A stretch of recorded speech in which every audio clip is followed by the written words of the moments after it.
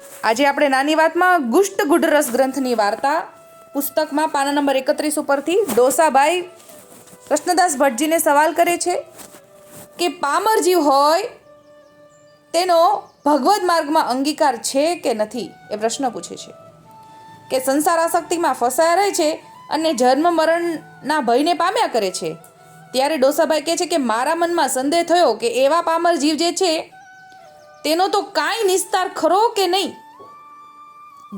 તેવા જીવ ઠાકોરજીના શરણે આવતા તો હશે.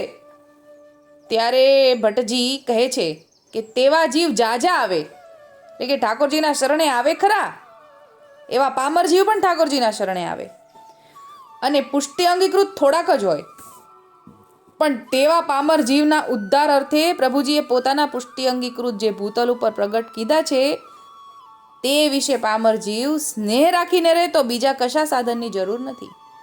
એટલે કે આ પુષ્ટિ માર્ગ માત્ર પુષ્ટિ પાતળ પૂરતો નથી.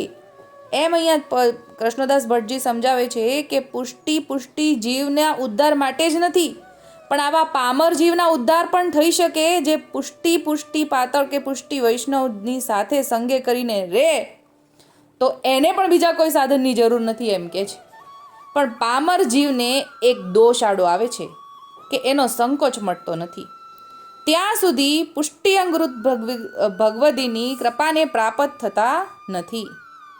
એટલે કે જ્યાં સુધી એને સંકોચ આડો આવ્યા કરે, દોષ આડો આવ્યા કરે, ત્યાં સુધી પુષ્ટિ અંગીકૃત ભગવદીથી નજીક આવી શકતા નથી અને કૃપા પ્રાપ્ત થતી નથી.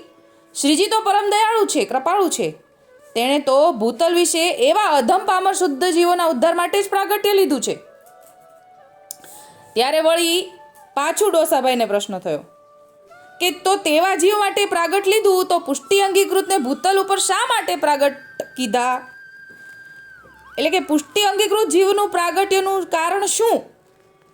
ત્યારે ફરીવાર કૃષ્ણદાસ ભટ્ટજી જવાબ આપે છે કે પુષ્ટિ અંગીકૃત જીવને તો તેવા પામર અધમ શુદ્ધ જીવના ઉદ્ધાર અર્થે જ પ્રગટ કીધા છે. એટલે કે પુષ્ટિ પાતળ છે પુષ્ટિ ભગવદીઓ જે છે જે પ્રાગટ્ય ભૂતલ પર લીધું છે એને માત્ર ને માત્ર આ પામર અધમ શુદ્ર જીવના ઉદ્ધારના અર્થે જ ઠાકોરજીએ પ્રાગટ્ય લેવડાવ્યું છે.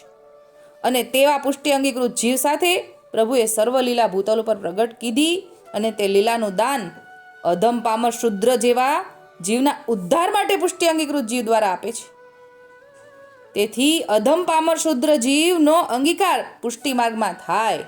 એટલે કે પુષ્ટિ માર્ગમાં બધા જીવનો અંગીકાર છે. જો પુષ્ટિ માર્ગના અંગીકૃત ભગવદીઓને ભર રાખે તો એ જે ભર રાખવાવાળાનો જીવનો પણ ઉદ્ધાર થઈ જાય. એમાં અહીંયા કૃષ્ણદાસ ભટ્ટજી સમજાવે છે કે તેવા જીવથી બીજા કોઈ સાધન બને નહીં ને તોય તેથી સુલભ સાધન તો ઉત્તમ સાધન ઠાકોરજીએ પોતે પ્રગટ કીધું છે. એટલે કે પુષ્ટિ પાતળ, જેથી પામર જીવોને પોતાના ઉદ્ધાર માટે બીજો કોઈ શ્રમ ન કરવો પડે. તેથી તેવી કૃપા શ્રીજીએ વિચારી છે.